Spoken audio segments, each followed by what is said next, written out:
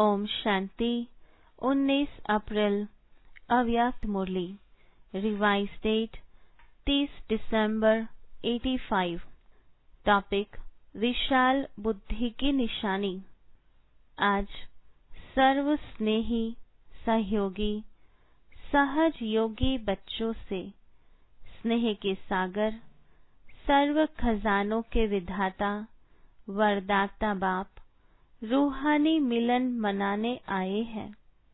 यह रूहानी स्नेह का मिलन अर्थात रूहों का मिलन विचित्र मिलन है।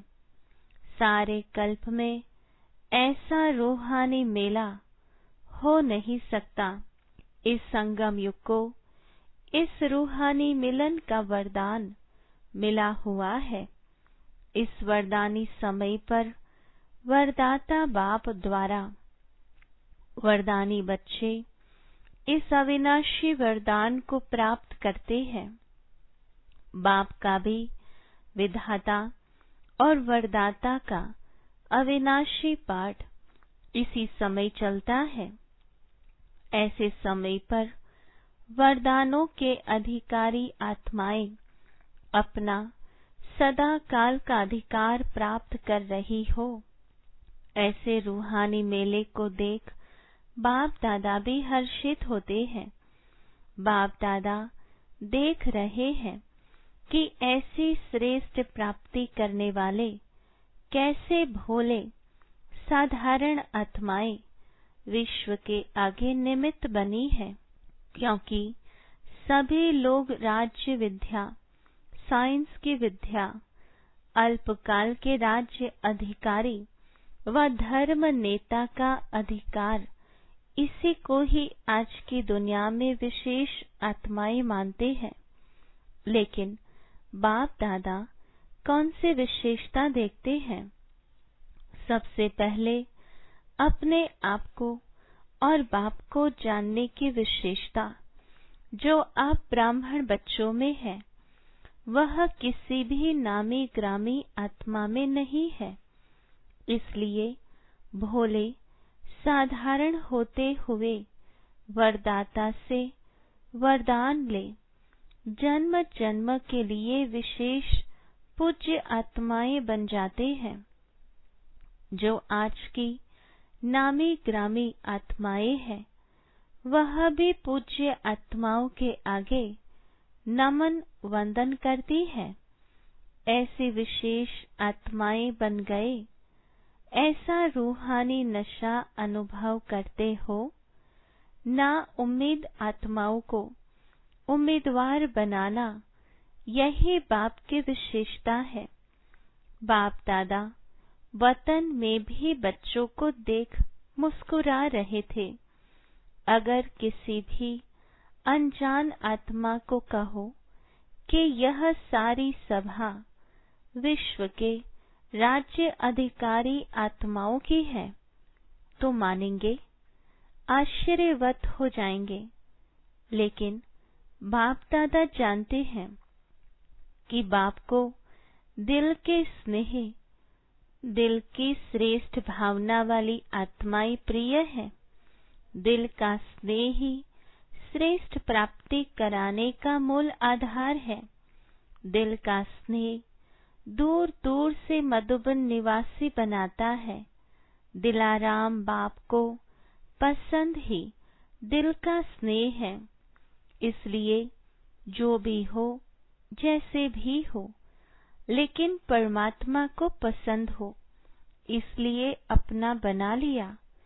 दुनिया वाले अभी इंतजार कर रहे हैं। बाप आएगा उस समय ऐसा होगा वैसा होगा। लेकिन आप सबके मुख से दिल से क्या निकलता है? पा लिया।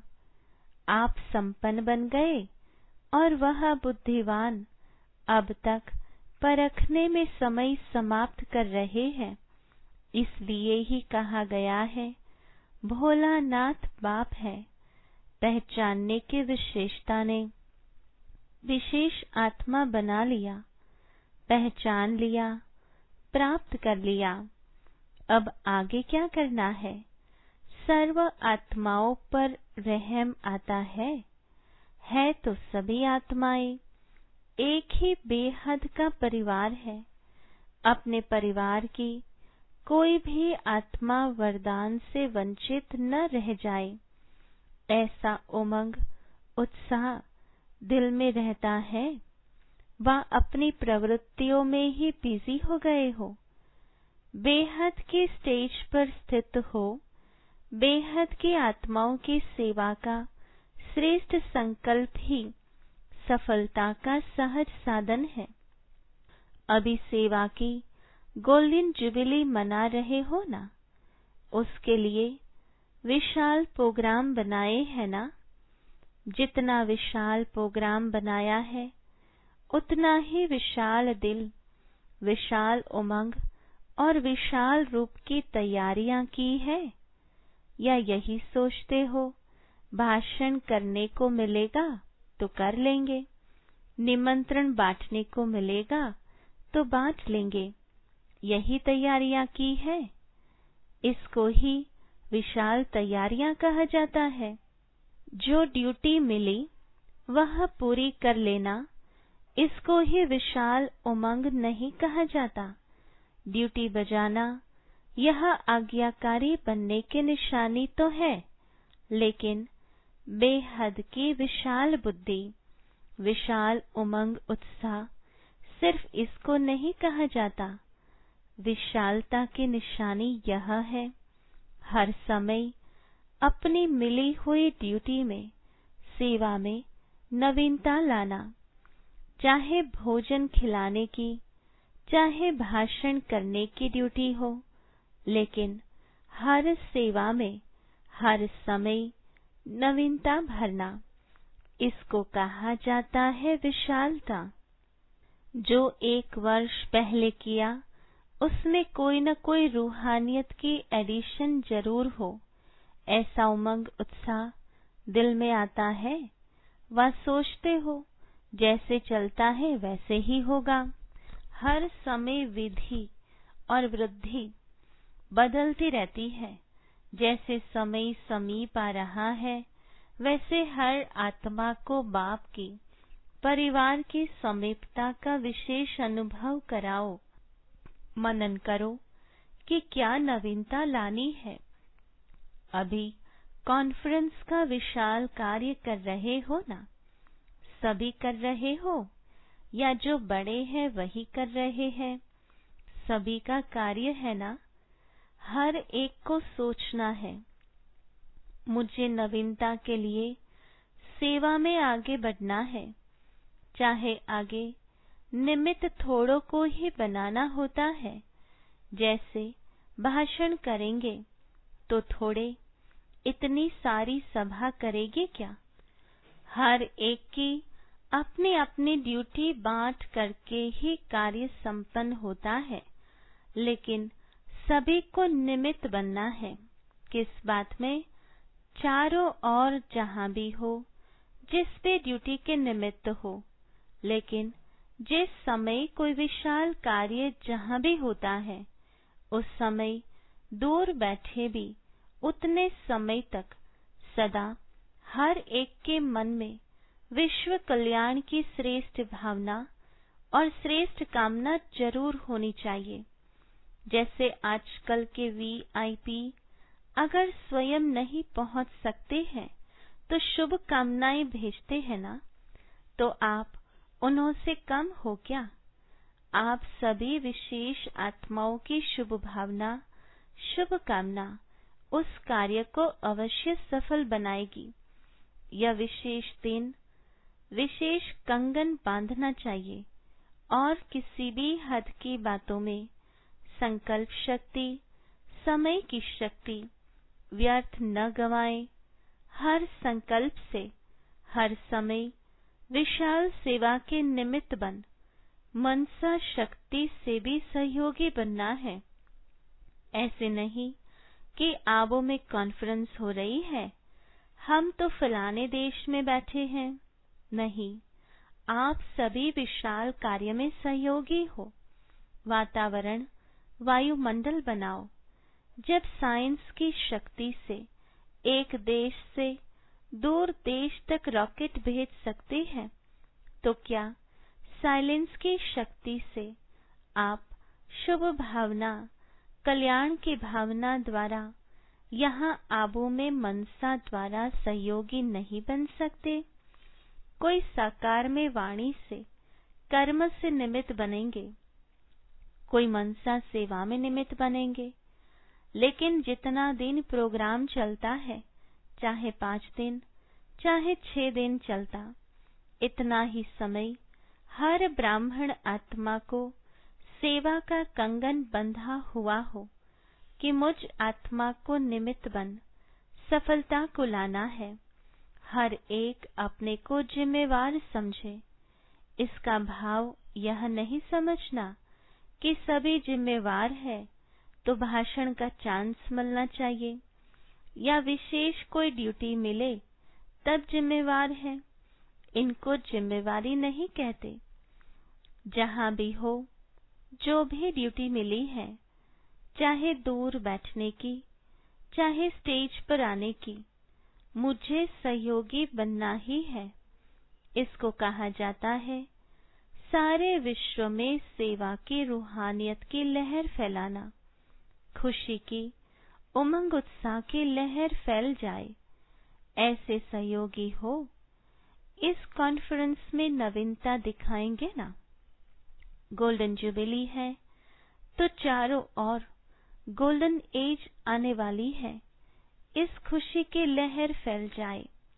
भयभीत आत्माएं हैं, नाउम्मीद आत्माएं हैं, उनमें श्रेष्ठ भविष्य की उम्मीद पैदा करो। भयभीत आत्माओं में खुशी की लहर उत्पन्न हो। यह है गोल्डन जुबिली की गोल्डन सेवा। यही लक्ष्य रखो।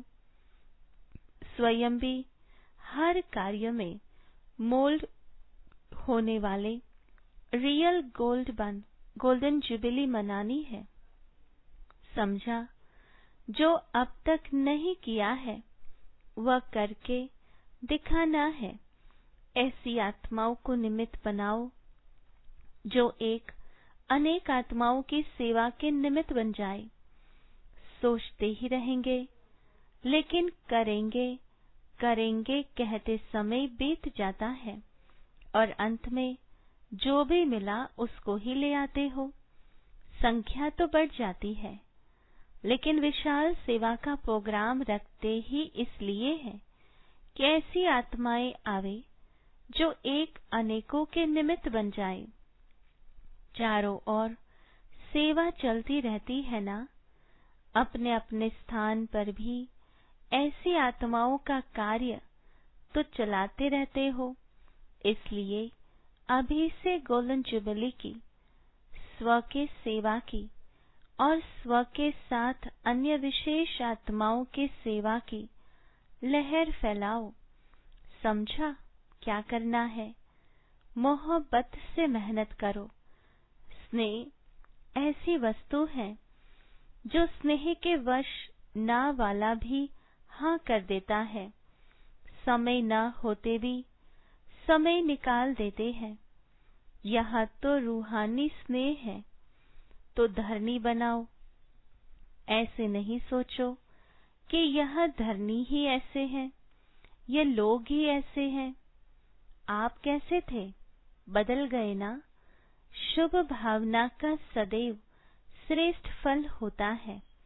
अच्छा, अपने घर में आए हो, यह तो बाप को भी खुशी है, लेकिन समय तो हद का है ना।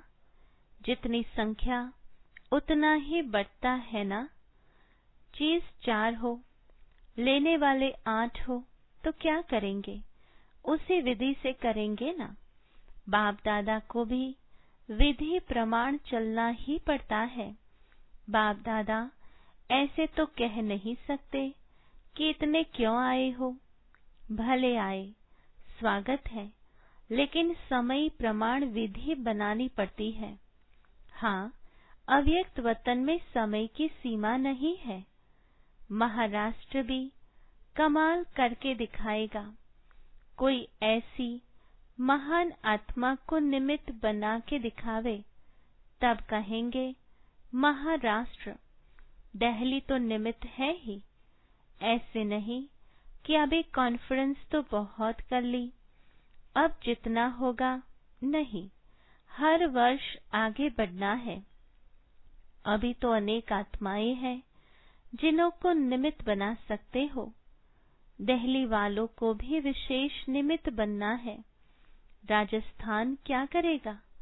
राजस्थान सदा ही हर कार्य में नंबर 1 होना है, क्योंकि राजस्थान में नंबर 1 हेडक्वार्टर है। चाहे क्वालिटी में चाहे क्वांटिटी में, दोनों में नंबर 1 होना है। डबल विदेशी भी नवीनता दिखाएंगे ना। हर एक देश में इस खुशखबरी की लहर फैल जाए तो सब आपको बहुत दिल से आशीर्वाद देंगे। लोग बहुत भयभीत है ना।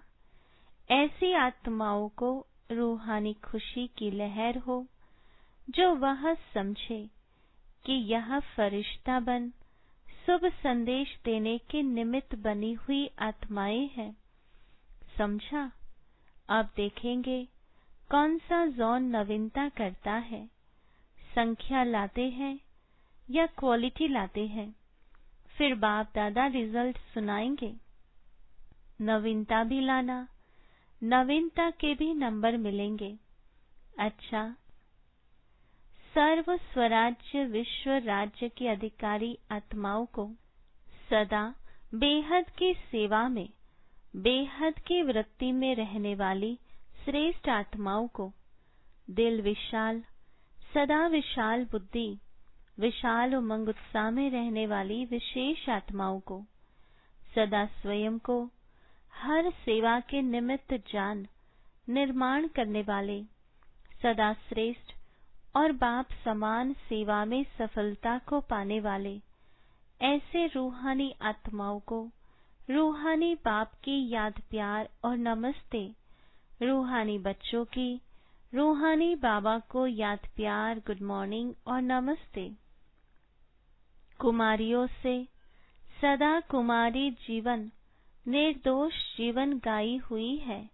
कुमारी जीवन सदा श्रेष्ठ गाई और पूजी जाती है। ऐसी श्रेष्ठ और पूज्य आत्मा अपने को समझती हो। सभी कुमारियां विशेष कोई कमाल करके दिखाने वाली हो ना, या सिर्फ पढ़ाई पढ़ने वाली हो। विश्व सेवाधारी बनेगी या हद की? गुजरात की सेवा करनी है या मध्य प्रदेश की या फलाने स्थान की सेवा करनी है? ऐसे तो नहीं। एवर रेडी आत्माएं औरों को भी एवर रेडी बना देती है। तो आप कुमारियां जो चाहे वह कर सकती है। आज की गवर्नमेंट जो कहती है वह कर नहीं पाती। ऐसे राज्य में रह करके सेवा करनी है तो इतनी शक्तिशाली सेवा होगी, तब सफलता होगी। इस ज्ञान की पढ़ाई में नंबर लिया है, लक्ष्य यही रखना है कि नंबर 1 लेना ही है। सदा विशेषता यह दिखाओ कि बोलो कम, लेकिन जिसके भी सामने जाओ वह आपके जीवन से पाठ पढ़े। मुख का पाठ तो कई सुनाने वाले हैं, सुनने वाले भी हैं, लेकिन जीवन से पाठ पढ़े। यह है विशेषता। आपकी जीवन ही टीचर बन जाए। मुख के टीचर नहीं, मुख से बताना पड़ता है, लेकिन मुख से बताने के बाद भी अगर जीवन में नहीं होता तो वह मानते नहीं है। कहते हैं सुनाने वाले तो बहुत हैं, इसलिए लक्ष्य रखो कि जीवन द्वारा किसको बाप का बनाना है। आजकल सुनने की रुचि भी नहीं रखते हैं, देखने चाहते हैं। देखो, रेडियो सुनने की चीज है, टीवी देखने की चीज है, तो क्या पसंद करेंगे? टीवी सुनने से देखना पसंद करते हैं, तो आपकी जीवन में भी देखने चाहते हैं, कैसे चलते हैं, कैसे उठते हैं, कैसे रूहानी दृष्टि रखते हैं, ऐसा लक्ष्य रखो। समझा? संगम युग पर कुमारियों का महत्व क्या है उसको तो जानती हो ना। संगम पर सबसे महान कुमारियां हैं, तो अपने को महान समझ सेवा में सहयोगी बनी हो या बनना है? क्या लक्ष्य है? डबल पार्ट बजाने का लक्ष्य है? क्या टोकरी उठाएंगी? अच्छा। वरदान: बालक और मालिकपन की समानता द्वारा सर्व खजानों से संपन्न भव। विस्तार: जैसे बालकपन का नशा सभी में है, ऐसे बालक सो मालिक अर्थात बाप समान संपन्न स्थिति का अनुभव करो। मालिकपन की विशेषता है, जितना ही मालिक उतना ही विश्व सेवाधारी के संस्कार सदा इमर्ज रूप में रहे। मालिकपन का नशा और विश्व सेवाधारी का नशा समान रूप में हो, तब कहेंगे बाप समान।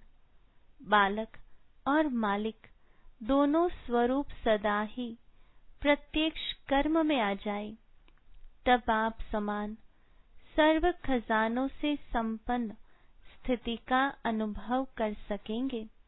स्लोगन: ज्ञान के अखूट खजानों के अधिकारी बनो तो अधीनता खत्म हो जाएगी। ओम शांति। सूचना: आज अंतर्राष्ट्रीय योग दिवस, तीसरा रविवार है। सायं 6:30 से 7:30 बजे तक सभी भाई बहनें संगठित रूप में एकत्रित हो योग अभ्यास में अनुभव करें कि मैं आत्मा बीज रूप बाबा के साथ कंबाइंड हूँ। मैं सर्व शक्तियों से संपन्न मास्टर ज्ञान सूर्य हूँ। मुझसे सर्व शक्तियों की किरणें निकलकर चारों ओर फैल रही है। Om Shanti. To watch Peace of Mind channel videos on YouTube, subscribe us on youtube.com/tvpeaceofmind. Just a click for a peaceful life.